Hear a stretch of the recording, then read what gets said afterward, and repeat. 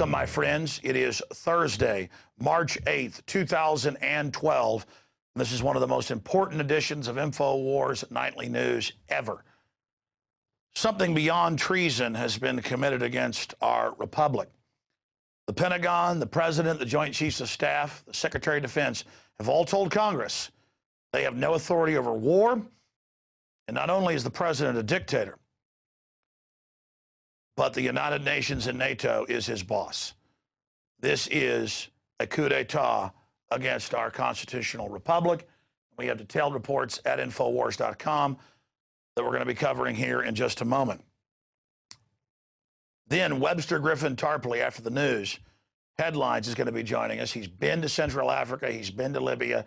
He predicted 3.5 years ago in the Obama deception that there would be an occupation of Africa through the pretext of humanitarian reasons. Here's a clip of what's coming up in that interview.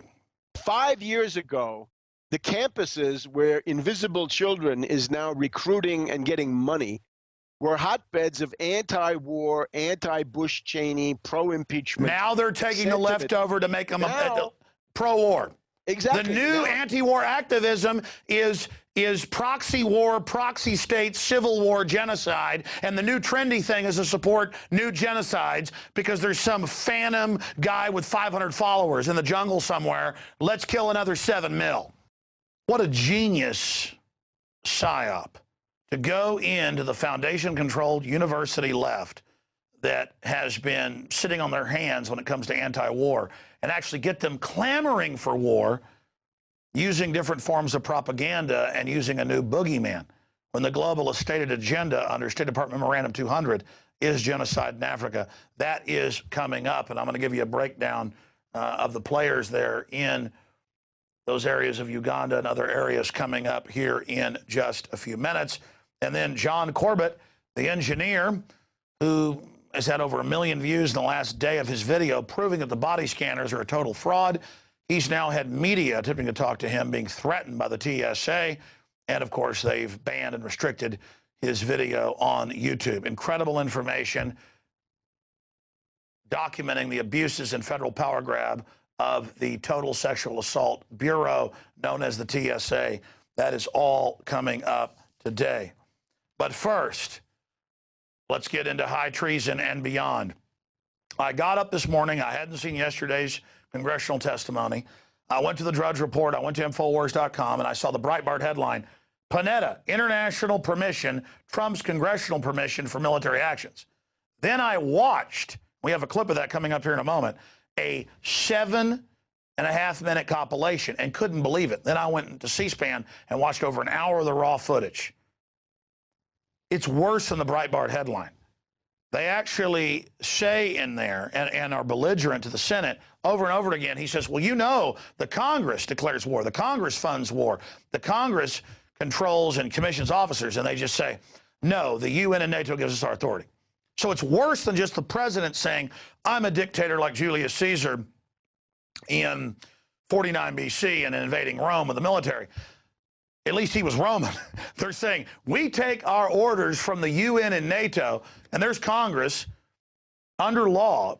And by the way, Walter Jones of Carolina and others have introduced legislations in the Senate to begin impeachment proceedings against Obama. So this is a big deal, but it's getting almost no mainstream media coverage. There it is. Resolution calls for impeachment of Obama if Obama does not seek war authorization from Congress. And you can go to Representative Walter Jones' site right there, top link, and he explains that it is a high crime and misdemeanor, is treason, and then he sources the Constitution. And that's LaRouche's site actually copied over what he had said, but you can actually go to Walter Jones' own site and read that right there. Scroll down and I'll read you what he said. Expressing the sense of Congress that the use of offensive military force by a president without prior and clear authorization of an act of Congress constitutes an impeachable high crime misdemeanor under Article 2, Section 4 of the Constitution. Go look it up. Whereas the cornerstone of the Republic is honoring Congress's exclusive power to declare war under Article 1, Section 8, Clause 11 of the Constitution, now, therefore, be it resolved by the House of Representatives that the Senate concurring, that is the sense of Congress, expect in response to an actual or imminent attack against the territory of the United States, like ICBMs coming in, the use of offensive military force by the president without prior and clear authorization of an act of Congress violates Congress's exclusive power to declare under Article 1, Section 8 of the Constitution and constitutes an impeachable high crime and misdemeanor under Article 2, Section 4 of the Constitution. We actually have a copy of that bill that I covered on the radio today. It is there. The Senate's now signed on. We're going to play you a clip of that, then we'll get into some of the other news on that front. But here are some of the amazing exchanges that took place yesterday that are unprecedented. Even when Lincoln basically set himself up as a dictator and arrested members of Congress, he wasn't doing it under the pay of foreign powers. This has never happened in 235 years of this country. This is espionage by foreign agents. We worried about international legal basis, but nobody worried about the fundamental constitutional legal basis that this Congress has over war. We were not asked, stunningly, in direct violation of the War Powers Act, whether or not you believe it's Constitution. It certainly didn't comply with it. We spent our time worrying about the UN, the Arab League, NATO, and too little time, in my opinion, worrying about the elected representatives of the United States. Do you think that you can act without Congress and initiate a no-fly zone in Syria without congressional approval?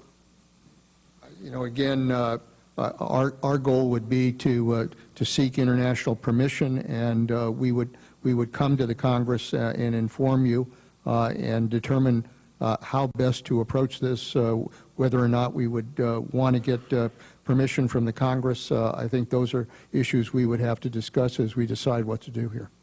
Well, I'm almost breathless about that, because what I heard you say is we're going to seek international approval, and they will come and tell the Congress what we might do, and we might seek congressional approval. No, well, I want to just say to you, that's a big dish. Wouldn't you agree?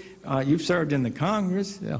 Wouldn't you agree that that's would be pretty breathtaking to the average American? So would you like to clarify that? But I've also served with Republican presidents and Democratic presidents who has always reserved the right to defend this country if necessary.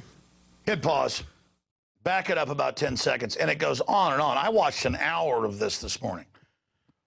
And notice, they say, well, we might seek it if we feel like it. Last year, Obama launched the Libyan war, and we have links to that in our articles, to his statement. He said, look, I don't need Congress. I have the UN. So he's not just saying as president I can do this, which is treason. He's saying I have the UN, I have NATO.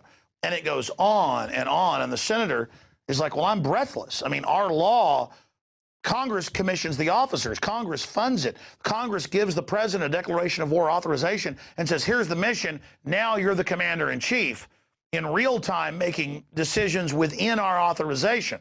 Like, okay, go have war with Germany.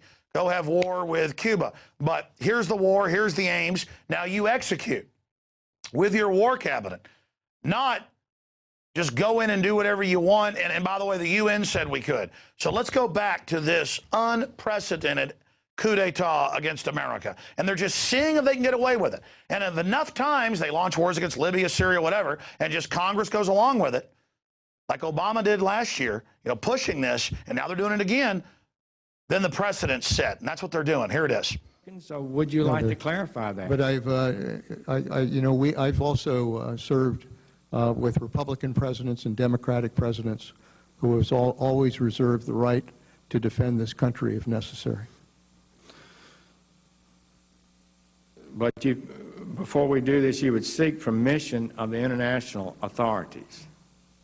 If we're working with an international coalition and we're working with NATO, we would want to be able to get appropriate permissions in order to be able to do that. That's something that, you know, all of these countries would want to have some kind of legal basis on which to act. What legal basis are you looking for?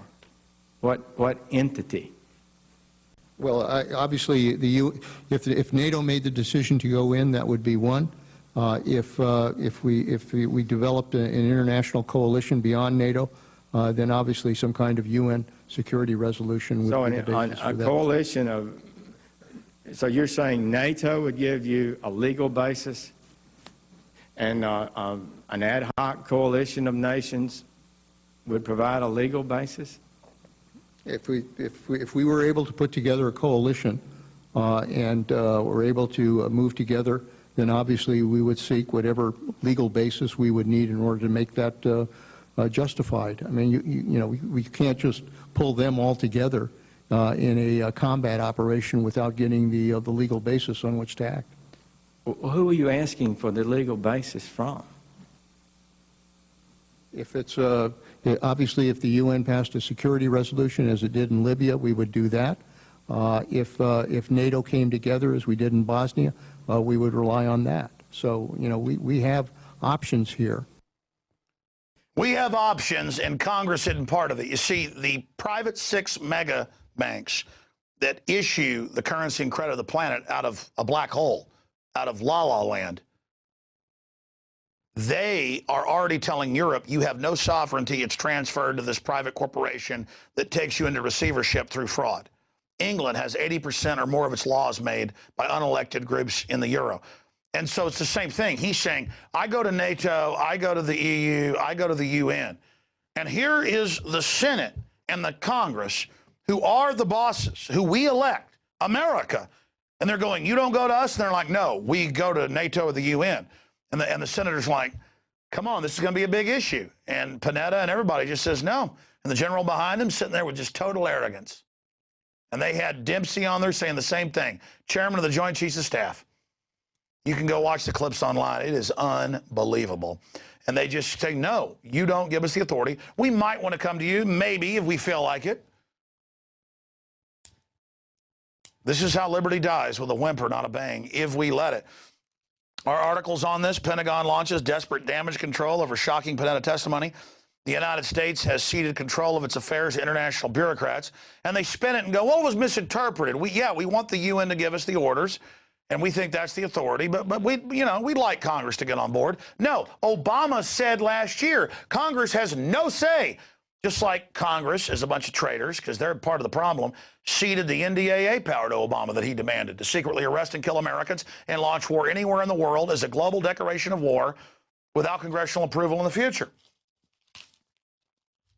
Unprecedented. Here's another one. Coup d'etat, Pentagon and Obama declare Congress ceremonial. And that's what this is.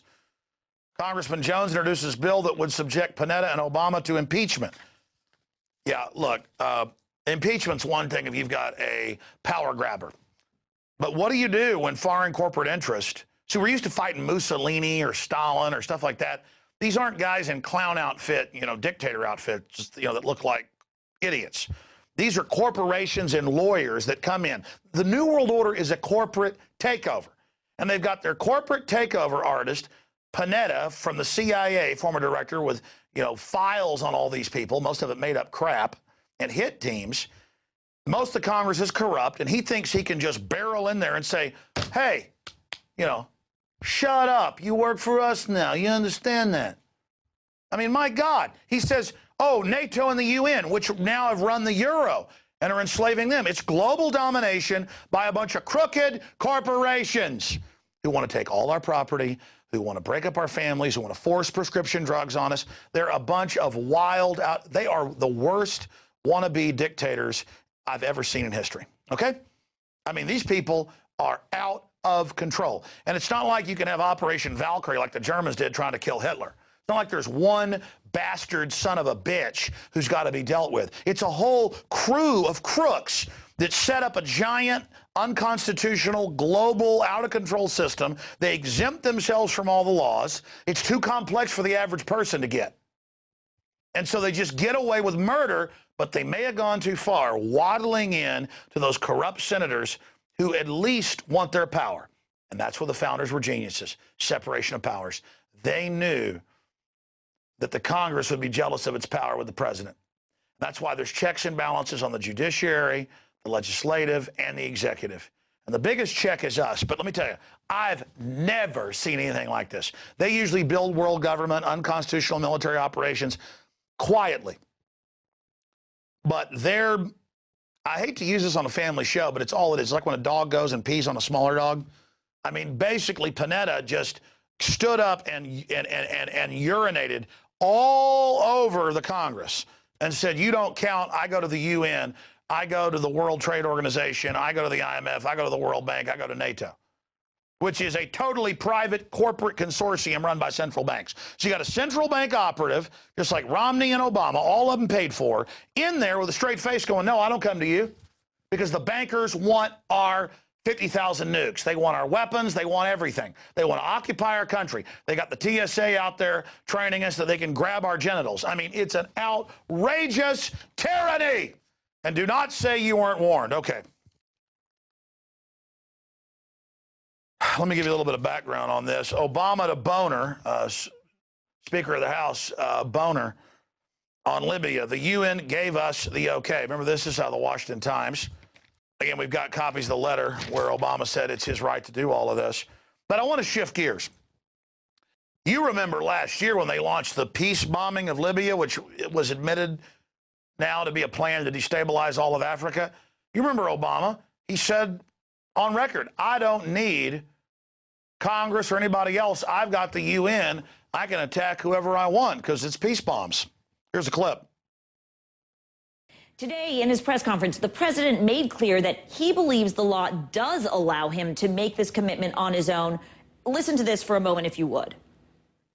I'm not a Supreme Court justice, so I'm not going to put my constitutional law professor hat on here. Do I think that our actions in any way violate the War Powers Resolution? The answer is no. So I don't even have to get to the constitutional question. Simply, sir, what's your reaction?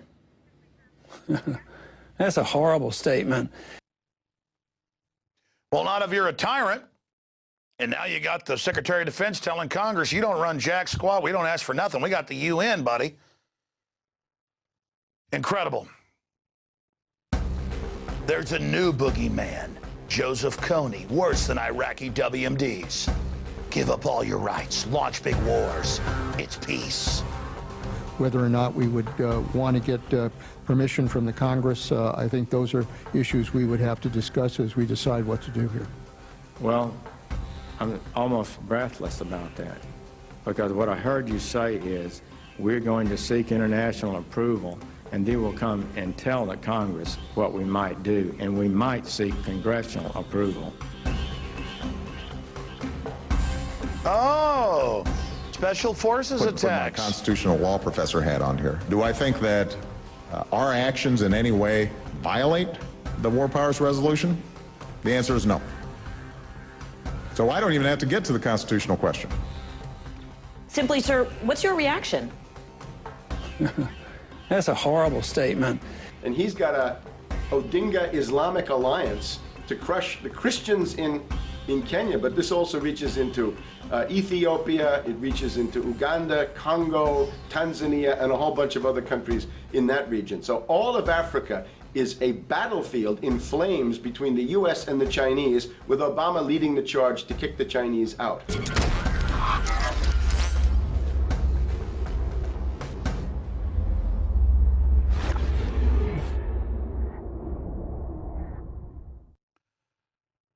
Well, in the last 3 days, I've seen 37 million views of Kony 2012.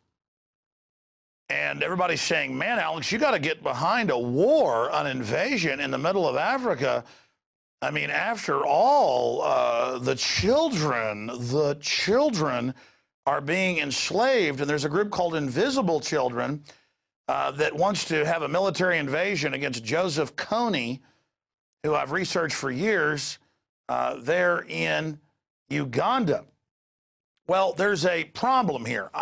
I've looked into Joseph Kony years ago. He's obviously another warmonger, bad guy. But the actual president of Uganda has been involved in genocides of over 7 million people.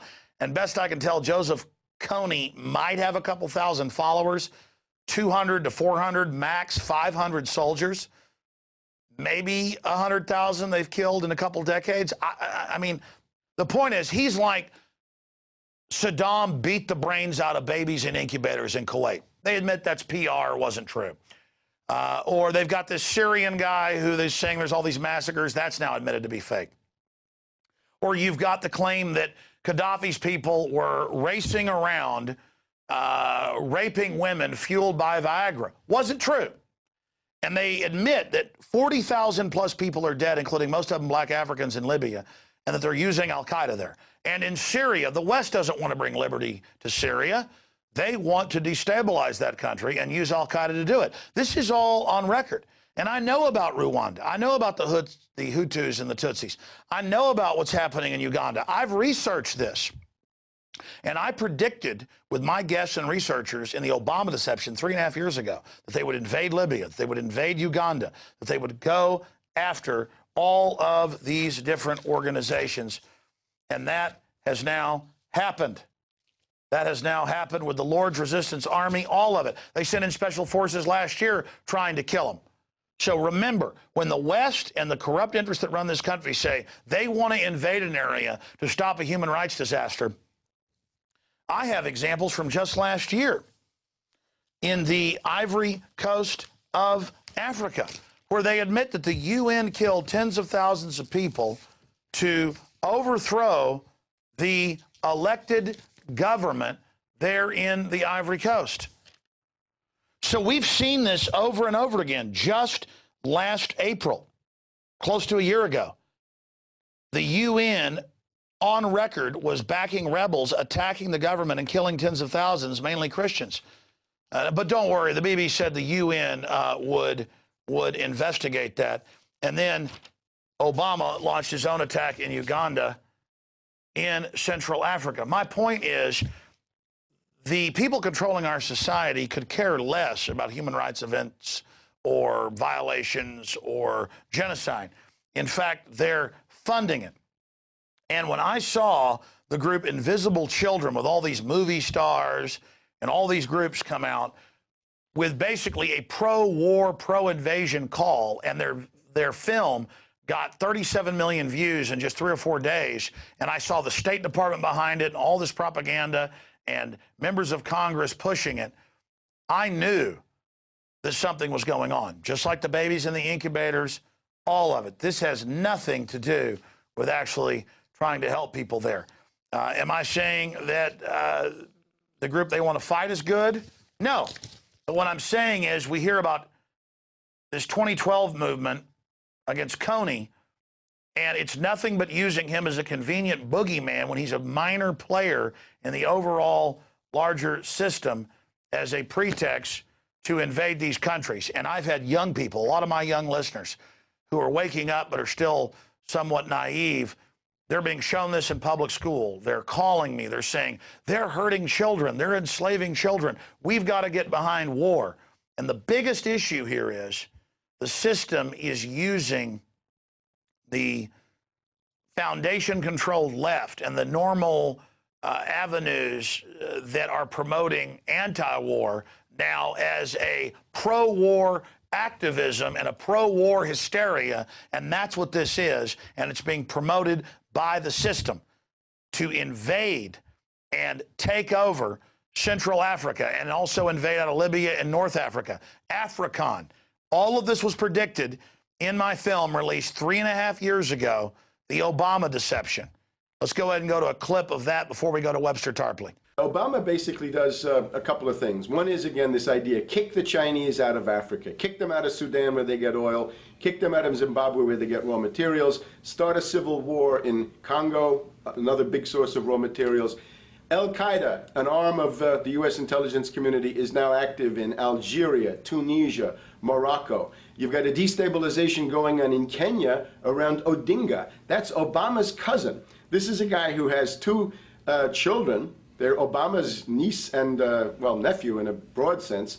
And one of them is named Raul, and the other one is named Winnie, after Winnie Mandela, who did the necklacing and political assassinations in South Africa. So this Odinga is essentially a CIA destabilizing operation in Kenya, and he's got a Odinga Islamic Alliance to crush the Christians in Kenya, but this also reaches into Ethiopia, it reaches into Uganda, Congo, Tanzania, and a whole bunch of other countries in that region. So all of Africa is a battlefield in flames between the U.S. and the Chinese, with Obama leading the charge to kick the Chinese out for geopolitical reasons. Now, again, the establishment has the controlled neocon right calling for war, the controlled left, George Clooney, all of them. We've got to invade Sudan. They're attacking the Christians while the UN's actually slaughtering them. We've got to invade Uganda so they can have the Muslim groups kill the Christian groups that are rebels. There's all sorts of barbarism going on here. But I had a caller when Obama was just president-elect, before he was even in office in January of '09, who called in and broke it all down, that Obama is just the African face on this neo-colonial imperialism. Again, I want to stop genocide. I'm for the little guy. But when I see a big Hollywood-financed movement lecturing everyone that we've got to have an invasion, and all of the regular peace groups calling for war. We know about the State Department using Twitter and Facebook. We know this is their new model, getting the swarming adolescents involved in all of this. Let's go to that clip of the caller. They put the face of Barack Obama as part of their public relations, because it's like in the old folk tales about vampires. A vampire cannot force his way into somebody's house. It's against some kind of metaphysical law.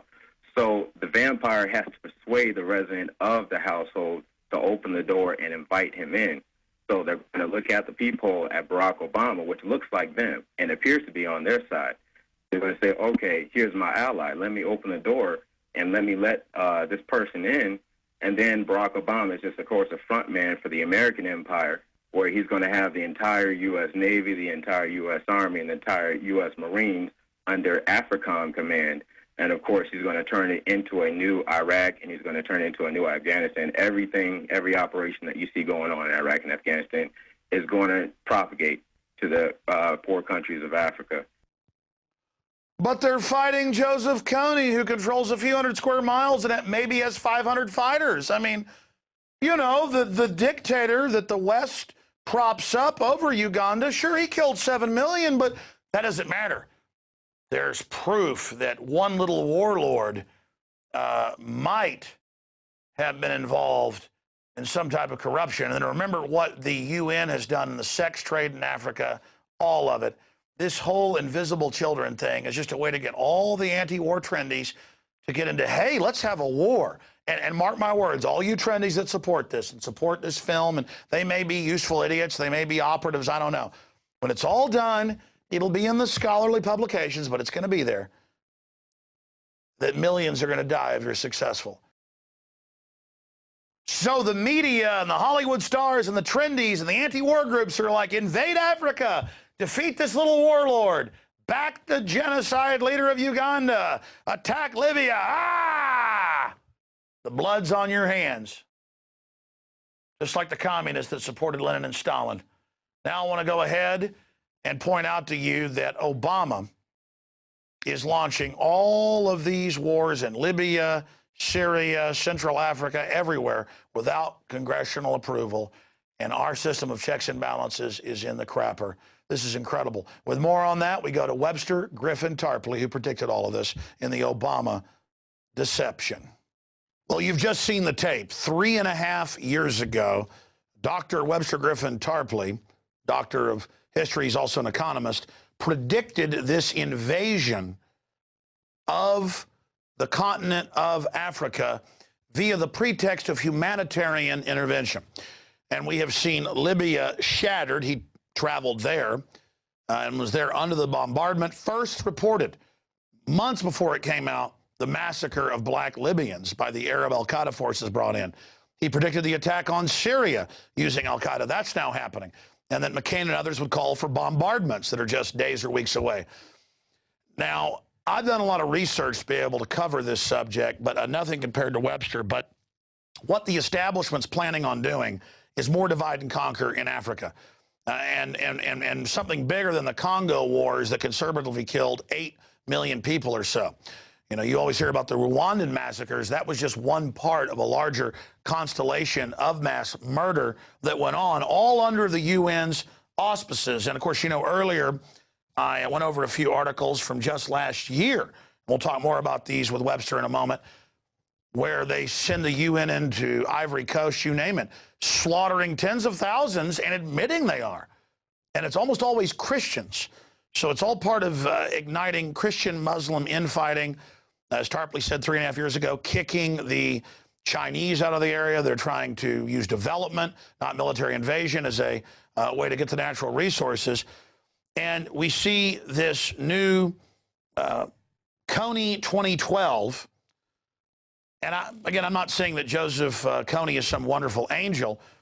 The point is that the larger military that controls the country that he's in, that is fighting against the Lord's Resistance Army in Uganda, is one of the main command bases for AFRICOM to expand the overall destabilization and genocide program that is the official U.S. government policy of State Department Memorandum 200 by Henry Kissinger, saying use war, use famine, use balkanization, use other things to reduce population and industrialization in Africa from 1973. So this is part of a larger strategy or stratagem. And again, I'm not making moral judgments here on the face of it. I'm not saying the Serbs were wonderful angels, but that whole NATO attack and invasion was about balkanizing, bombing infrastructure, controlling drug routes, giving the Muslim extremists control of Albania. Same thing there. But here, they're getting ready for major genocide, and you heard it here first. It's going to be huge. It was earlier today, of course, I got a call from one of the people that works here, young daughters, a teenager, saying, oh my gosh, you know, there's this Kony 2012. It's had 37 million views in just 3 days. And then sure enough, I went and researched it. It's this giant call for war. In fact, they have graphics in here on the site saying something that Republicans and Democrats can both agree on. Let's aid the children, because Kony is grabbing them and using them as soldiers. Well, all of Africa does that. The UN does that. The UN's been caught raping them everywhere. The point is, this is part of a larger program and has nothing to do with the children. Remember, there were the people with Viagra raping the children in Libya? All lies. Saddam throwing babies out of incubators? All lies, admitted. Assad massacres, almost completely exaggerated, with al-Qaeda forces attacking and now caught staging shootings on CNN. This is all blowing up. So it's a pretext, just like I read the quote earlier with William Randolph Hearst, the owner of the Hearst Empire, saying, look, Remington Painter, you supply the paintings, the pictures, I'll supply the war. Okay, so that's what's happening here. And you better believe when they're done getting all the trendies clamoring and the children, you know, the young people, save the children over there, we're children. Of course, they're, again, the propaganda of the Pentagon and the globalists is now targeting American and Western children. They know the adult world's woken up, so now through social networks and all the things they control, Twitter, Facebook, YouTube, the places where we're censored, they are just going in and saying, get behind war, and all these bizarre posters about demand war, demand invasion. And we saw Obama in an exploratory operation, London Telegraph reported on, Obama deploys U.S. Special Forces to Central Africa. They tried that and they failed. And other investigative reporters that have gone over there to cover this, they die. But these other folks putting out this Kony 2012, they were able to be there for years and get all this useful material. They may be useful idiots, but bottom line, I know packaged propaganda when I see it. And I know the West policy to genocide Africans and to give them those special vaccines where half of them get HIV. So I know the score. When the West wants to help Africa, like Bill Gates and his GMO, look out. Dr. Tarpley, again, I've tried to go over some of this here, but it is mind-blowing to see how they use Twitter, Facebook to overthrow their old dictator in Egypt, and then now things are 10 times worse.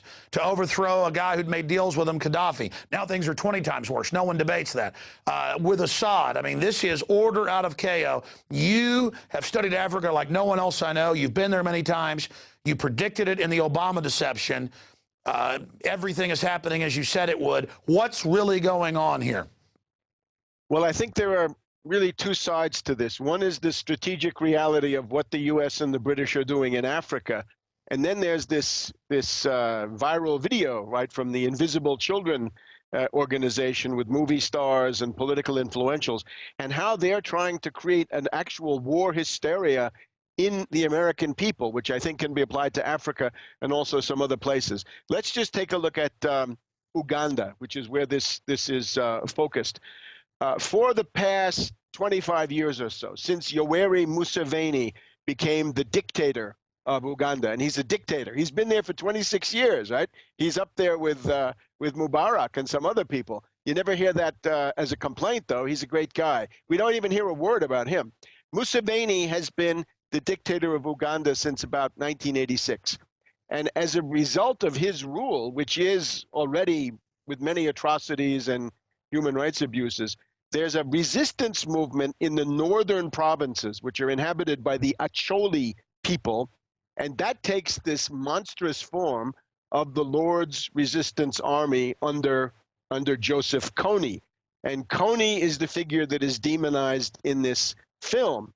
Now, Kony, one may well say, deserves all the demonization he gets. I think in this case that may well be true. But Kony is not the main story in Uganda, right? Kony has been out of it for several years. As far as I can see, for the last 4 or 5 years, Kony has been nowhere. Exactly. So to be clear, it's a larger region. We've already had massacres, in one case 7 million, 1 million in another area, with all these different groups. He's a very minor player. He's just the war hysteria person to be demonized as the pretext for AFRICON to really pour in and prop up the dictator. Right. It's a very incongruous choice, because he's out there in the bush with a couple of hundred followers. Now, he's undoubtedly got child soldiers. It's undoubtedly hell on earth for the people that are there. But you look at this film and you see, what are their demands? What do they think should happen? These invisible children and the TRI group and their backers, right? Who are their backers? Ocampo, the imperialist stooge who runs the International Criminal Court. He'll indict anybody you want, right? Milosevic, General Bashir of Sudan. How about Bush and Cheney? Ever indict them? Oh, no, not Ocampo. And then we've got a reactionary Republican like Senator Inhofe. Looks like we've got Senator Kerry interested in it. We've got some of these other warmonger hack politicians that we know so well. So the idea, though, is the Ugandan army has to be strengthened. Strengthen the Ugandan army. Are we nuts? The Ugandan army is a party to the biggest genocide in the world since the Second World War, which is the Congo War. The Congo War from the late 90s until, say, the middle of the past decade killed something like 7 or 8 million people, and Uganda invaded Congo and carved out about a third of the country with unbelievable atrocity. So you'd really say between Kony and the Ugandan army, the much bigger war criminal, the wholesalers of genocide, are the Ugandan army and not Kony. Now, this is, he would be a retailer, of course, and that's very serious. Uganda has always been the British enforcer, the British U.S. enforcer in this part of the world. I remember visiting Khartoum in the Sudan 15 or more years ago, and the information minister showed me boxes of weapons that had been used to try to foment a rebellion in southern Sudan, right? What you see now as southern Sudan, the area around Juba. And these boxes said, Defense Ministry of Uganda, Kampala, Uganda. So they'd been supporting this, and this entire story of the massacre of the Tutsis in the mid-1990s, Museveni and his group also very much implicated in that story. So if you look at this entire area, it is a horrendous human rights hell on earth, really. In Uganda itself, about 40% of the people live on less than €1 a day. So there's tremendous poverty, right? You'd think they might say something about that. All of these other countries that were involved in that war, and now, of course, new wars are starting up. The common denominator of all these wars, really, is that the U.S. and the British want to drive the Chinese out of Africa, and in particular, this strategically important area, right? This is one of the main concentrations in the world of strategic minerals and strategic raw materials. Well, mainly rare earth minerals, key things that are needed in electronics. But Yes. let's expand on that. People say, well, good, America's defending its interest. These are globalists that actually shut down our industry and pay to move it offshore. So they're just using America's muscle. But that's exactly my point. obviously, this group, this Lord's Resistance Army, from my research, is involved in some criminal activities and some massacres. But it's a tiny, as you said, maximum a few thousand followers, a few hundred soldiers. It's literally a red herring pretext to go in. Same story we've seen: babies, incubators, raping the women and children, fueled by Viagra. Totally fake. Assad massacres. Don't forget Gay Girl in Damascus. Gay Girl in Damascus. By the way, Bouazizi, when I was just in Iran, I talked to a Tunisian filmmaker. He explained that the whole Bouazizi story, right, the Tunisian fruit vendor, that's a fraud too. So they're all frauds. But it's copper, cobalt, uranium, gold, magnesium, tin, plus these other ones, that molybdenum and these really exotic rare earth elements. So then you go a little bit further south. But again, let me stop you, Webster, because we need to look at the larger image here. You predicted all of this. They've gone into Libya, wrecked everything, exactly as you said they would. Racial massacres, everything. Where's the Hollywood people on this? Where's the film? Where's the 37 million views in 4 days? You can see the system behind this, who we know wants to genocide in Africa. So again, the filmmakers may be useful idiots. I just see establishment fingerprints all over this. What's the larger AFRICOM plan? What do they want to do to Africa?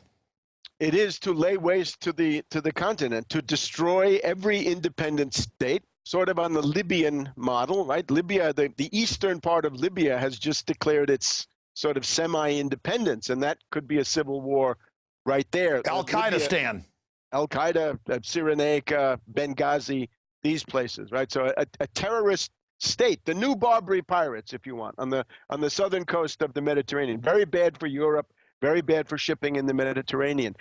But the general idea is that the Chinese must be kicked out at all costs. And since the Chinese support existing governments wherever they are, whatever they are, the United States and the British have to destroy all the existing governments. And Uganda, Rwanda, and Burundi are key parts of that effort. In other words, they're sort of the indigenous troops. But of course, there's more. There's also Kenya, right? Obama's ancestral home, where he's got these deals with his cousin Odinga.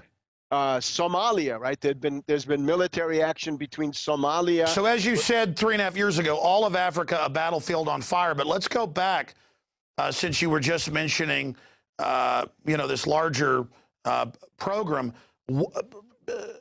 For people out there, then what's the long-term goal? It is the destruction of every independent state, secessionism, warlords, chaos, right? If you go to the Arab world, as I've found, you hear words from the Bush years that maybe we didn't pay enough attention to. Condoleezza Rice in 2005 began talking about creative chaos, and everybody in the Arab world knew that that meant that their countries were going to be destroyed, split into pieces, or as Brzezinski calls it, Brzezinski has his own term, microstates and mini-states. So anybody who's a secessionist, anybody who's a warlord, anybody who wants, rump states or things like this, that's exactly the imperialist program. Now, maybe we go back to the question of the support, though, because you have this group, the Invisible Children, and their TRI fundraising arm. We would have to say that in objective terms, this is functioning as a kind of propaganda arm or cheering section for the U.S. AFRICOM and their desire to partially invade Uganda, but use Uganda, build up Uganda for this task of destroying, as they have to every 10 years or so, destroying all of those countries. If you look at that area on the map, around Lake Victoria, right, the Lakes District of Africa, that's where everything comes together. You got Uganda, Rwanda, Burundi, Kenya, Somalia. It's the center of the chessboard strategically. About a dozen countries, more or less, in that area. But now, from the U.S. point of view, you've got George Clooney. You've got all of these Hollywood characters, right? The fake liberal fascist. Yeah, and mushheads and whatever. This is the thing that Obama has been able to do. And this was also another important theme of that book, Obama, the Postmodern Coup. When you had Bush and Cheney after 9/11, Bush was once asked, what should the American people do now that there's this huge terror emergency, which of course we know is a fraud? And Bush said, go to the shopping center, go to the mall and buy a bunch of stuff and keep the economy going. There were left liberal elites, left liberal warmonger elites that were beside themselves in rage when they heard that. And it's not because they didn't like war. They wanted total war. They wanted more than Bush was able or willing to give them. One of the people here is this Samantha Power.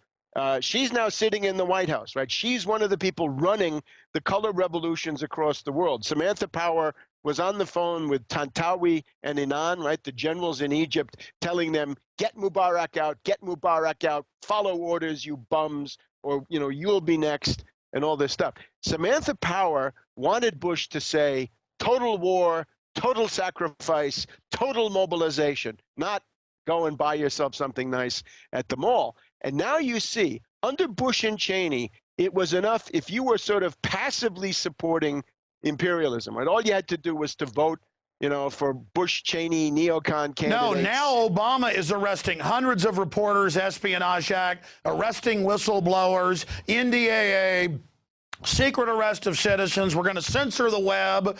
They march into Congress and say, you don't declare war. UN and NATO does it now. I mean, it is reaching just... But because he's a liberal and because he has darker skin, it's like, you know, he could start worshiping Hitler and it'd be okay now because it's like he's liberal. I mean, it's just like murder everybody. He's liberal. I would say Mussolini is more up his alley, but we can handle that another time. But you see what he's been able to do. 5 years ago, the campuses where Invisible Children is now recruiting and getting money were hotbeds of anti-war, anti-Bush Cheney, pro-impeachment. Now they're taking the leftover to make them pro-war. Exactly. The new anti-war activism is proxy war, proxy state, civil war, genocide, and the new trendy thing is to support new genocides because there's some phantom guy with 500 followers in the jungle somewhere. Let's kill another 7 mil. Right, and of course, again, the fact that the International Criminal Court only seems to be interested in people that are black or at least brown is also another giveaway. But now you've got Invisible Children going on campus and organizing college kids, privileged youth in many ways, to demand war. So this is a huge transition from the passive acceptance of imperialist crimes under Bush Cheney to the active participation. I mean, maybe the next step would be, you know, form an international brigade, you know, send volunteers, who knows what it is, right? But more and more mobilization for aggression, for war, for the imposition of these imperialist policies. And of course, totally mindless. Why is there a crisis in Uganda? Well, you know, they had Idi Amin. Idi Amin was backed by the U.S. and the British as long as he was in power. Then they decided to dump him. Then you had Obote. Then you had a couple of other people in the meantime. And one of them was an Acholi. And then when the Acholi was thrown out, in comes Museveni. Sure. And then the Acholi said, well, then we're going to have to defend ourselves. And that's really the origin of this crazy... All right, let me stop you right there then. Because let's go back here. I remember seeing documents from the late 40s after World War II when Africa wanted freedom, wanted to throw off colonialism, where they, going back to Prince Philip and, of course, then the Queen of the Netherlands' husband, Prince Bernhard, they set up World Wildlife Fund. They set up all these groups, and I've seen the declassified documents. I've covered them, where they, all the way down to the middle of Africa and then over towards the east, down the rift, they got the countries to set up nature preserves.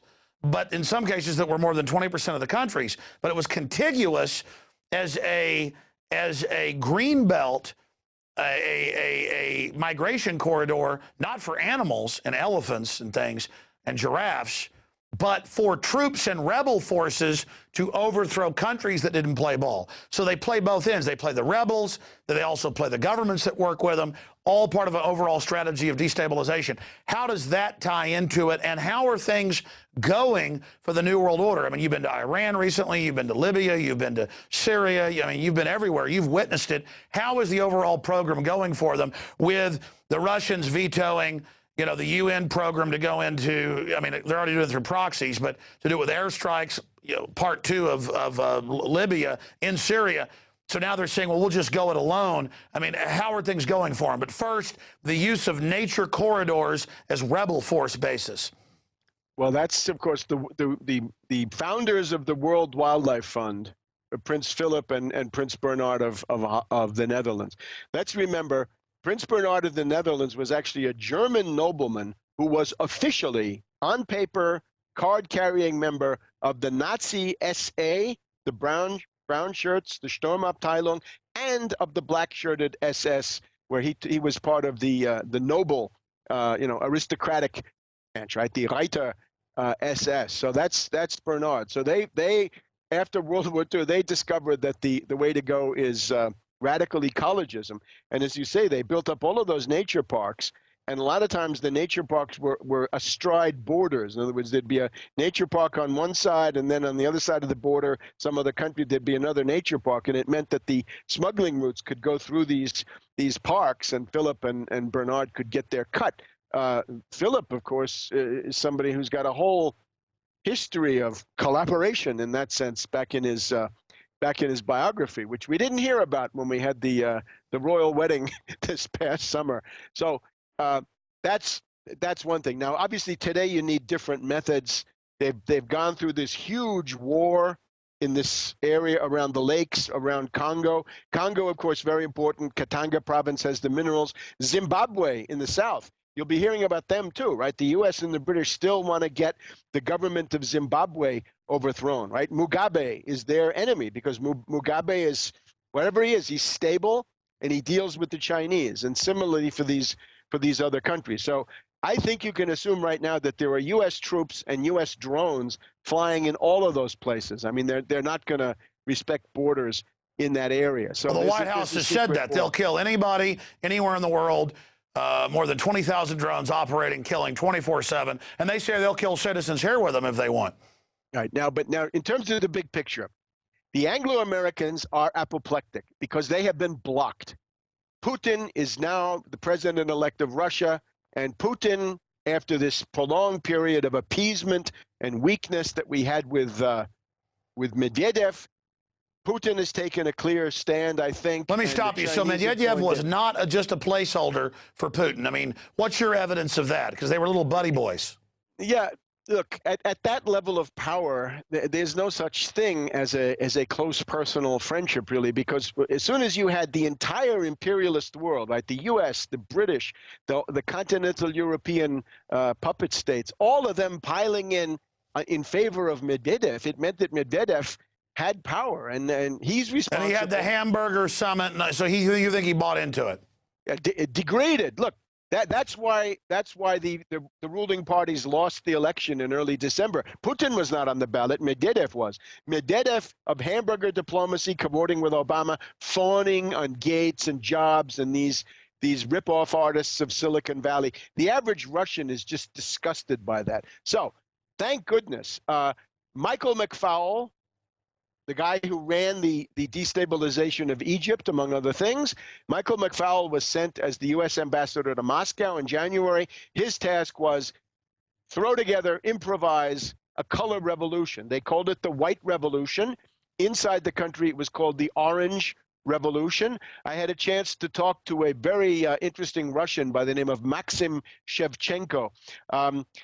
It's very interesting. On one day in the first week of February, there was an anti-Putin demonstration of about 50,000 people in Moscow, and that there was a demonstration of 150,000 people at Victory Park, Poklonaya Hill, outside Moscow, that was addressed by this guy Shevchenko and some others. It was 3 times bigger. The U.S. media didn't report that, and this was pro-Putin, but critically pro-Putin. It was not, blank check for Putin. But let me stop you for a minute. I had Colonel Anthony Schaefer, who's, high-level intelligence connections, and he said, A, these wars are illegal, are treason, and went over the evidence, but he also said yes. And he said a lot of folks in the Pentagon say, leave Russia alone. They're not trying to be expansionist. Why mess with them? Why poke them? And then a lot of Pentagon folks think messing with Russia will make them actually get behind hardliners. So again, when the Pentagon's speaking out, or sources are, what's the stratagem then to mess and poke with Russia? Because history shows Russia only unifies when it's under attack. and that this isn't going to work. And then the West admitted they're trying to do a color revolution and disrupt their elections over there. I mean, it obviously didn't work. Yeah, the word orange, right? Orange means the Kiev color revolution of 2004. Orange in Russian is bad. It's like, yellow, right? It's a bad color to be. So there was an anti-orange movement. The thing with Russia now is Russia has drawn a red line around Syria, as far as I can see. Medvedev refused to draw a red line around Libya, although he could have. And the ambassador Chamov said to him, "You're a traitor." And this guy Shevchenko that I'm telling you about went on Russian state television and said, Medvedev has committed a crime. And Shevchenko was fired. Well, now Shevchenko is back, so he's on Moscow television most nights. So the idea is the only thing, and it's the only thing, stopping the U.S., the British, NATO, and the Israelis from launching an attack on Syria and Iran is the fact that Putin is back. The Russians have sent their fleet to Tartus, right? The port. I've seen the port. And the Russian stock market's up. Well, the Russians have also delivered, we believe, these S-300 surface-to-air missiles, probably the most capable system in the world. The Russians are providing intelligence, right? They help along with the electronic monitoring and the radar stations and so forth. So if you attack Syria, this is not the cakewalk that the Anglo-Americans like to have. And I believe this is what's stopping them. So the fact that Putin has been reelected, I must say, is the best thing that's happened in the world in quite a while. I also, but I think he needs to do more. I'm not here just to say, go Putin, but he needs to take some important steps. We're on the verge of a war in the Middle East. We've got to have an initiative for a Middle East peace conference or something of that type. Putin right now is the most prestigious leader in the world, bar none. In the broad world, right? Not in the world of CBS News, maybe, but out there in the real world, yes. What he needs to do is to take that political capital and use it. Let's have a general peace conference, right? The Israelis say they feel threatened. I'm sure they do. How about the Iranians? They feel threatened too. Go to the table. Lebanon needs to be well, rebuilt. I know you like Pooty-Poo, but I watched him go along with all these other wars. Very corrupt system over there as well. I'm asking you, how are things? That's not even the question. How are things going in the? But let's expand. Euro is in the middle of this, collapsing, but into this global banker receivership of fraud. They're openly butchering the Bill of Rights publicly in the United States. What's the larger global order? I mean, you're saying that the Anglo-American banker establishment is freaking out. Why are they freaking out? Where do you see things going? Well, the derivative castle, right? The house of cards of 1.5 to $2 quadrillion of bankrupt, kited, insolvent derivatives. This is permanently on the brink, right? And their demand is always increase the looting rate, increase the rate of exploitation in the third world. And if governments get in the way, as they necessarily do, smash the governments. So right now, though, I think we can look at it internationally. If you look at the UN General Assembly, in that vote on the anti-Syria resolution of about 2.5, 3 weeks ago now, there were 12 no votes. Well, that was Russia, China, Iran, Syria, Venezuela, and their group, the ALBA group. But those didn't count. I mean, only the Security Council votes counted of Russia and China. But wait. I'm trying to show you the way the world is going. 12 no votes. There were 17 abstentions. Some important countries there, and then there were 30 countries that just didn't show up. Right, the Philippines. They just didn't show up. The heat was too great. They wanted to vote no or yes, but they couldn't take the heat. So there are about 60 countries, 1/3 of the world, that despite the most intense arm twisting, blackmail, bribery, and whatever else, were not supporting the imperialist resolution against Syria. Now, that's a sign of the times. Once you've said Russia, China, that's half the world, right? The biggest country geographically, biggest country demographically, Iran, leading Muslim state, Venezuela, leading South American state. Go through the list, right? All kinds of countries that could not see their way to support this monstrosity. So I think that's a real change. 1/3 of the world is not playing ball with the Anglo-Americans in some way. Well, I want to be clear. The Anglo-Americans are not pro-America. They're not pro-Europe. They're not pro-liberty. In closing, right. Euro, open world government run by private banks, all being announced. everything else that's happening over there, admissions that we're going into a deeper depression, long-term view, where's all this going? Well, again, you always say take the subjective factor out, and I can't because, you know, some of us are here and you're here and we're all here.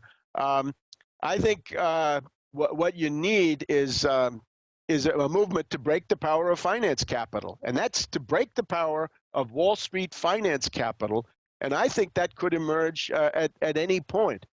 There's certainly plenty of masses in motion in Europe. Here in the United States, we've got all kinds of struggles going on against the fascist governors of the Midwestern states. Let's take Michigan, right? If you don't like dictatorship, you're not going to like Governor Snyder of Michigan because he's got a law where he says he can become the dictator of Detroit and Flint and Grand Rapids and Traverse City and all those places in Michigan. He can be the dictator as soon as he says you're bankrupt, I'm taking you over, I'm sending in a commissar who's going to rule you by decree. So you're talking about wiping out democracy. Yeah, let me add a caveat to that. It's not just Michigan. Rhode Island's doing it all over. This is the third world model where they induce you into fraud. The state signs you onto the derivatives, and then they're coming in and taking control and saying no more city council, or the city council can be administrative. I mean, this is corporate takeover. Yes, I think that's the cutting edge of the struggle against dictatorship inside this country. And again, those blue collar workers out in the Midwest.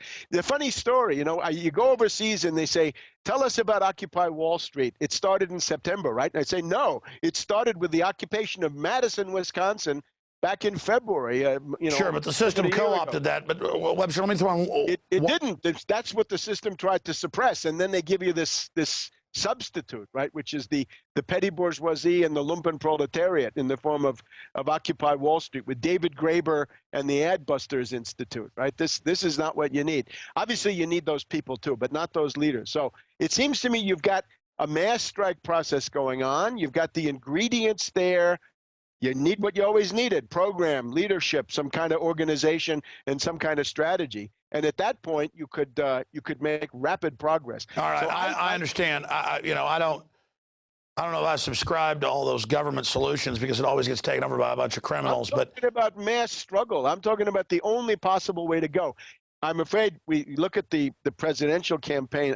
I don't see how this could how anybody could go into it. I mean, it seems. Well, listen, that's a pretty much decided thing more and more between Obama and Mitt Romney. We're going to discuss that at a future date, but we're out of time here. I want to ask you about the fact of Congress, who's been pro-war, pro-tyranny, pro-torture, pro-every form of corruption you can imagine, is now getting mad that Obama and SecDef, Panetta, and the rest of them are telling them, hey, we're going to launch wars without you now. You don't even matter. And Congress is finally freaking out. And they're saying our authority is these international bodies themselves that are controlled by the central banks, the UN, NATO, groups like this. Why do you think the system's racing to put in a classical tyranny here in the United States?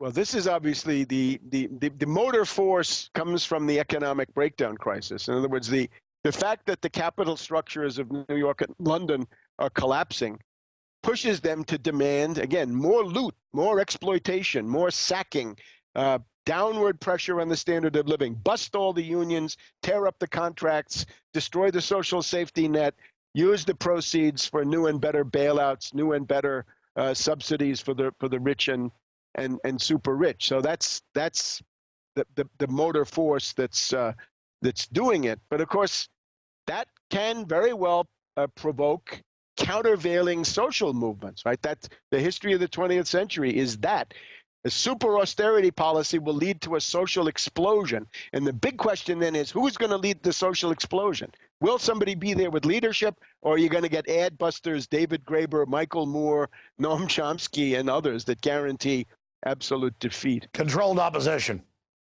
Right, sure. Controlled left, controlled right. Controlled means it's going to be destroyed. I have to say, with Occupy Wall Street, when you look at this now from retrospectively, the anarchists who took over Occupy Wall Street had really one program. They wanted to have a hippie commune in the park with no demands, no nothing political. They said, we're going to start living the new utopia, right? We're going to live the new world that we want in the park. And no demands, right? They're not going to do anything for working people. Not Sure, for but blacks. that's not even as bad as the new liberal calls for wars because there's some boogeyman off in the bushes there in Central Africa. Webster, tarpley.net, author. Look forward to having you on the radio soon. Thank you. Thank you for spending time with us. Good luck, Alex. See you soon. We're going to go to break. Let me say bye to you during the break. Wow. I mean, love him or hate him, his overall analysis is spot on, and he's been all over the world. I got to get him back on about his trip to Iran. He also went to Syria. This guy has a lot of courage, and certainly what he's talking about with African and this invasion is so real. We're going to come back and talk about the TSA didn't just block the video of an engineer exposing the fact that their scanners are a fraud and don't stop bombs. They're now telling members of the press, you don't talk to this guy if you know what's good for you. You don't talk to the press in America. This is land of the slave, home of the coward, New World Order Central. Well, we're extremists. We think in America there is a press, there is free speech. I'm sorry, I apologize. I believe there should be due process as well. I believe that you have a right to visit Infowars.com, and if you believe in what we're doing, become a subscriber at prisonplanet.tv. We have 15-day free trials running right now. We'll be right back after this quick break with our next guest. He's the guy that runs the website TSA Out of Our Pants. One is a serial hypocrite who lobbied for Freddie Mac before the housing crisis and for the individual mandate before Obamacare. Another, a counterfeit conservative who opposes right to work, massively increased spending, and funded Planned Parenthood. Finally, a flip-flopper who's been on all sides, supported TARP bailouts, and provided the blueprint for Obamacare. Three men, one vision. More big government, more mandates, less freedom. One man stands apart, ready to deliver real change, voting against every tax increase and every unbalanced budget every time. A real plan to cut $1 trillion year one and to balance the budget in 3. Pro-life, pro-liberty, guided by faith and principle. Ron Paul, the one who will restore America now. I'm Ron Paul, and I approve this message.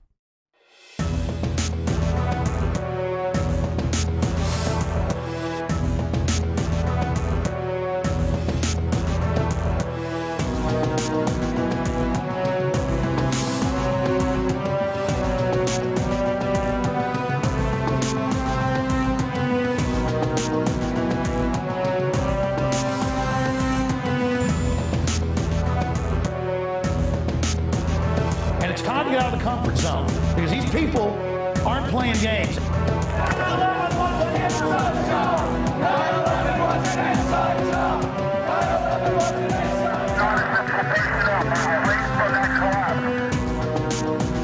We're going to organize. Humanity's going to come together.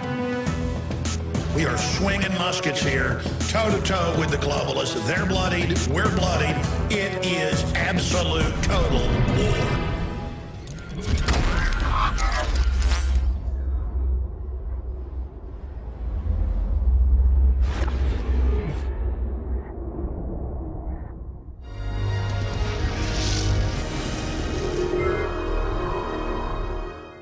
And now with today's daily quote, because we're looking back at past war propaganda that led us to war, we give you something from William Randolph Hearst, the head of the Hearst Empire. You supply the pictures and I'll supply the war. He told a famous painter, Remington, that, go make me fake images of the Spanish engaged in massacres and I will supply the war.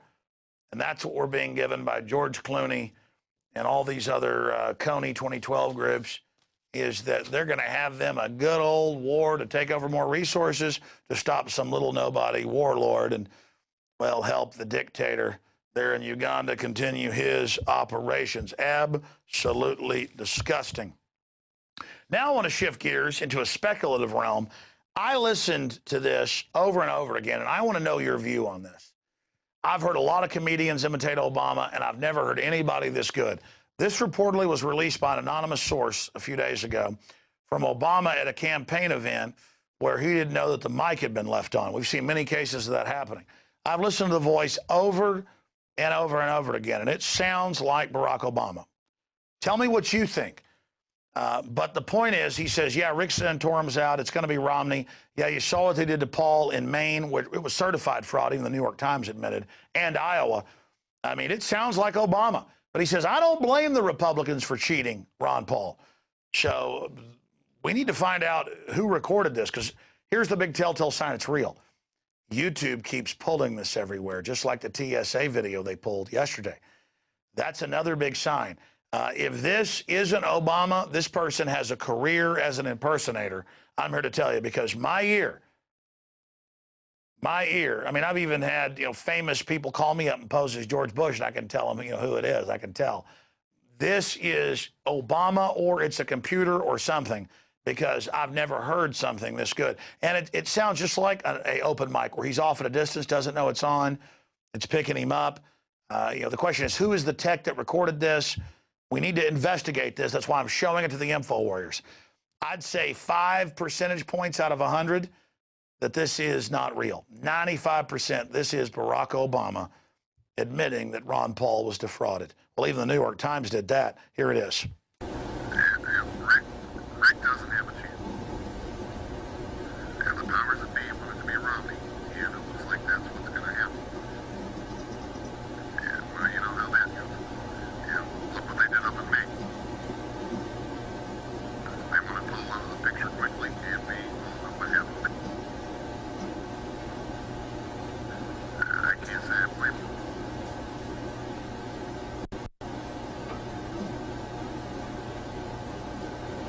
Well, it's a moot point now, anyhow. He's done. He's done. Ron Paul's done. Rick Santorum's done. The ringer that ran Bain Capital, that just supplied the head of Obama's economic team to Obama, he's in charge. So there's the ringer. Obama's probably going to be back in running against the Ken doll, Mitt Romney, who I guess is going to get the United States of America if he becomes president, and I guess make this his own planet. But all of this is going on, and it's completely insane. And I hope that the Infowars will look into this, because whether that's a real tape or not, we know Maine and Iowa were a fraud. And I see the Ron Paul campaign people, who were good folks, but, on average are about 25 or so that run things. They're like, we can't believe he's winning in the polls and all this, but he's not winning anywhere, not one state, because it's fraud. You already saw it over and over again. I remember Ron Paul's brother in front of me contacted high-level campaign people when they stole Iowa, and they said, oh, it's preposterous. There's no fraud. It's confirmed. And then Maine, they finally went, oh, there is fraud. Okay? There is fraud. Get that through your head. Ron Paul's not naive. He knows what's going on. But it's not a loss. He ran. He's educating people. But let's not be delusional, okay? We're dealing with a bunch of criminals. Let's get into some other news here. Eugenicists want to sterilize Australian children without ever telling the kids' parents. Well, why not? Already in California, they give you abortions or Gardasil shots without parental consent. And they're already pushing in the U.S. in the big journal of bioethics that children be killed up to age 3. I mean, if you're not for that, you're an extremist. What's wrong with killing a 3-year-old, Even if they're perfectly healthy. It's trendy. But in the twisted minds of those who have seized positions of power all over the world, separating children from their parents and performing medical experiments on them in secret when you send your kids to public school is fully acceptable form of medicine. And this form of child abuse is exactly what the WAMHC has proposed in its new mental health bill. Same stuff going on. I mean, they sterilized Native Americans when they went to public school on the reservation. Why not do it to the Australians? Why not to us? The sky's the limit. People are naive. The president says Congress can go fly a kite. Why not? You're all being trained to have the government put their filthy paws on you with the TSA. And hell, they're announcing internet censorship now. Why not take that child and sterilize them when they're in public school and the parents don't know? Parents don't like it? We'll send a SWAT team by. Got those everywhere. It's global standardization. Global, and if you don't like killing kids up to age 3, you're with Al-Qaeda. Let's continue here, getting into the TSA, who train children to be abused by pedophiles everywhere. That's what they're training them for. as pedophile abuse, and it's all part of pedophile standardization. The New World Order basically is a bunch of pedophiles and warmongers and a collection of other vampiric-type individuals. Breaking, TSA threatens mainstream media not to cover story. We're going to talk to our guest about that. They censored his video, but now it's back up. TSA tacitly admits to $1 billion body scanner system is critically flawed. Well, it's not flawed. It makes Chertoff money. Federal agency savage for a weak response to viral video. Continuing, YouTube restricts video of engineer proving how useless TSA body scanners are. A man walked through radiation-firing machines with metal objects knowing he would not be stopped. And the TSA made a big joke about it on their website.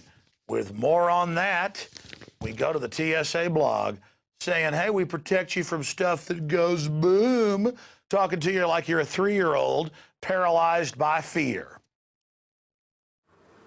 And with more of these incredible developments is the man of the hour himself, Jonathan Corbett, who is a technology entrepreneur, frequent traveler, and first person to sue the TSA after the nude body scanners and invasive pat-down program began in November of 2010. How dare him not want to be put in radiation bathing machines? How dare him not want to actually pay a security fee to be groped? How dare him be involved? It's un-American. And we're joined by the thought criminal now because I see on your blog that you've actually confirmed with the media, and your story is in hundreds of newspapers, thousands of blogs right now, one of the biggest stories out there, that the TSA is contacting reporters and strongly urging them, warning them to stay away from you. So a new form of covert censorship. In fact, the quote there is strongly caution because you have an agenda. How dare you have an agenda to not want people to grab your testicles? That's right. I actually had another reporter ask me to differentiate myself from just someone that's angry. And I said, you know what, I am angry. You know, I do have an agenda. I want these body scanners gone. I don't want to have people touching me when I'm going through the security lines. So that is my goal. It's right out there. And yeah, like you said, the TSA is now intimidating reporters. You know, they've already trashed the 4th and 5th Amendment, so I think they're going for the 1st Amendment now. Tell us the specifics of what you've got up on your blog, TSA Out of Our Pants. And, of course, we've got a link to that underneath you when you're speaking. Give us the details of this new development. Yeah, basically, I was talking to a local mainstream media guy, reporter here in South Florida, and he was interviewing me, and, you know, in the middle of the interview, he starts asking me to respond to what the TSA was saying, and drops the bomb that the TSA told him that he shouldn't publish the story, that they strongly caution him against it, that I have an agenda, and that they shouldn't publish it. Now, he sent you a copy of the email that they sent him. Why not just show the full deal? And, I mean, is the reporter scared that they might come get him? Because that's an agenda, too, wanting a First Amendment. Well, I think he's more scared that they won't talk to him anymore, at the least. But yeah, the reporter would prefer to remain anonymous. Wow. So now they're not just knocking down YouTube videos or blocking them. They're now trying to restrict the press. What do you think of the fact that after they blocked your video but realized it had already been seen over 800,000 times, that they took the YouTube block off? I was greatly appreciative that at least it finally came around. You know, obviously it was the wrong move to put it there in the first place, and YouTube, you know, whether it's a community flagging or whether it's a YouTube staff flagging, they need to be on top of this. There's no reason it should have been censored for a full day. But it is up there, and the hit counter is slowly moving up. Now, we do have the name of the TSA spokesperson, the group that masquerades as bonded sworn law enforcement, who did try to intimidate the journalist. That's on your blog. How do you pronounce this? Sari Koshitz? Your guess is as good as mine. She is the regional TSA spokesperson down here in South Florida. I mean, who do these people think they are? I've now confirmed that they have checkpoints all over the country years ago, but now they're rolling out in all 50 states, and they call themselves TSA inspectors, and they're not even FBI. It's one thing when the FBI is out of its jurisdiction. That's bad enough.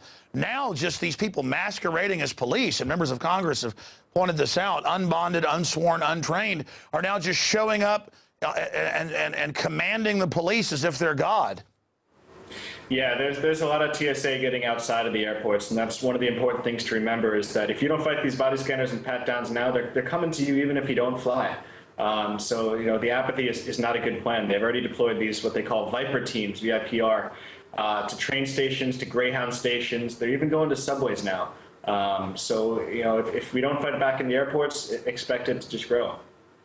There's a separate story that was our top story tonight on the Nightly News, where the Secretary of Defense, the Chairman of the Joint Chiefs of Staff, they went before Congress yesterday, and Congress said, you need our authority to help launch a war in Syria.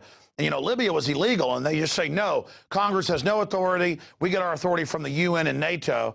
And the congressmen and senators were like, but here's the Constitution. And they just said, we don't care. To me, that is a total coup by a foreign organization through the federal government and our military, and it's not even getting that much attention. And then you add to that the TSA grabbing people's genitals, microwaving people.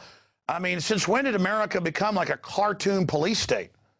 It does seem like every agency under this present administration is going that direction, and all the blame can't be placed there. A lot of this is set up by the previous regime, but the person that's in power now is responsible for what happens under his watch. Well, sure, these presidents now are totally put in power by the big banks and foreign special interests, and that's why if Obama isn't elected and it's Mitt Romney, everybody's going to see the exact same acceleration. And then if a Democrat gets back in, same acceleration. Earlier we played a off the mic clip of what does sound like Obama, where a open mic was there, but he didn't know it was on, talking about, yeah, they're blocking Rick Santorum. Yeah, they're going to put Romney in. Yeah, you saw it. They did to Paul whenever he was in Maine. I don't blame them. Maine and Iowa were clearly frauds and have been admitted frauds. And now the Ron Paul campaign, some of the younger folks that run his campaign are like, we can't believe we're not winning when the polls show we should have been winning early on. What they don't get is that there's fraud. I mean, how naive do we have to be about this? Yeah, and I agree that the larger problem beyond the TSA is just a general disrespect for the Constitution in general. The government's rights are limited by this document, or should be limited by this document, and we're just not seeing it anymore, and we need to. How creepy is it to have the TSA say, don't interview this guy, he has an agenda, we strongly recommend. I mean, what country do they think they're in where you're bad because you have an agenda called freedom and not being groped like you're being inducted into prison every time you travel? No, I think the TSA might have a monopoly on creepy in the federal government. Ever since I filed that lawsuit, it's just the stuff that comes out of their mouths never ceases to amaze me. When I first filed it, their response was, that's what a terrorist would say. Now, I don't know about you, but I think that an American that comes and asks their government for their rights should not be described as a terrorist or even compared as such. Oh, yeah, I forgot they did that. Oh, yeah, asking for your rights is terrorism. Of course, you should ask them, hey, why'd the feds demand and pressure the State Department to get the underwear bomber on Christmas Day on the plane? I would love to, and if I ever get discovery in court, that will be on my list of things to ask. So your lawsuit's been going on for, what, a year and a half or so? Correct. Well, I tell you, you're doing a great job when it comes to shedding light on these guys, and they're losing the information war. I mean, everyone I know hates the TSA, and last year, all of these state reps I interviewed who watched their wife and children be groped and won't fly now, they unanimously in the House said, we're getting rid of the TSA. Near unanimous in the Senate, and the Fed said, we'll have an armed air blockade of Texas. And I've talked to military officers that said that was actually being prepared. If Texas dares say we're enforcing our laws, don't grab people's genitals. I mean, it is beyond 1984. It is Twilight Zone. What do you think of what happened in Texas, where the Fed said we'll have an armed blockade? Well, Alex, I kind of caved. I mean, that doesn't seem like the Texas spirit to me, but we got to call the government on this nonsense. Are they really going to blockade an entire state? And if they do, even if they do grow the balls to do that, what are the repercussions for that? The rest of the country isn't going to stand for it. Well, the Republic is in deep trouble, but it will rise again thanks to people like yourself. What comes next in your resistance to people that want to turn you into a prisoner in your own country? Well, I mean, right now the ball is in the TSA's court. We had the knee-jerk response that they posted on their blog, which basically just made fun of the video work and failed to actually deny the claims that that were made in my video. So it's up to them to see what they're going to do next. Are they going to remove the scanners? Are they going to ignore it? Are they going to say that I was wrong? Are they going to try and prove me wrong? I don't know where they're going to go with it. So that's the next step. Well, they don't follow the law, as you know, that you've got to have a radiation officer there with a badge. You've got to test these machines. Congress for 2 years has wanted those readings. They gave them fake readings, got caught doing that. They lied and said John Hopkins said it was safe. The head of their radiology department said, we did a study and it shows it's deadly. So they just lie. They say they're not going to grope people under 12 and then keep doing it. First they said they weren't groping. All they do is lie and rob and steal. I mean, who else would want this type of job? So they're so incredibly lawless. They're not bonded police. I saw a Forbes article last week where even a congresswoman wrote an article and said, TSA coming to a highway near you. And she pointed out, they're not even peace officers. Peace officers can't grope you and do all this without probable cause. How are they doing it? And I think that's why the federal government's so behind the TSA, because if they can get away with this, they can do anything. That's correct. I actually made that point to a police officer who was nice enough to escort me out of RSW Airport in Fort Myers, Florida, after I wouldn't let the TSA grope me. I said to him, if you tried to do anything the TSA just did, you'd be in trouble. You guys would get sued and you'd lose. And, the TSA thinks that they have authority beyond police officers, and that's not what this limited administrative search in the airports is supposed to be or constitutionally can be. It's supposed to be the minimally invasive search required to determine if you have weapons, explosives, incendiaries, and that's it, and no more. It was always meant to be a beachhead for a total federal power grab outside of law. I mean, if you go back, they modeled it off J. Edgar Hoover. Until the 20s, FBI agents couldn't even carry guns, and J. Edgar Hoover explained citizens can carry guns under citizens' arrest power. So we're going to get around the fact that the FBI has no armed jurisdiction outside of the district of criminals and the coastlines and things. We're going to get around that by citizens' arrest, and that's how they had personal firearms for over a decade when he first set up and ran the bureau. And this is all history. Reminds me of the TSA and their constant battle in the war on drugs. The TSA all the time is posting on their blogs how they just had a good catch of someone with a joint in their pocket. That's not the TSA's mission. These drug fines are obfuscating the point that their mission is safety only. Well, look, they use the rubric of safety to power grab. Truth is, they work for the military-industrial complex that staged 9/11 and all the rest of it. And I don't know your view on that, but certainly no one can deny the war on terror has been used to target the American people and take our liberties. Your take on that?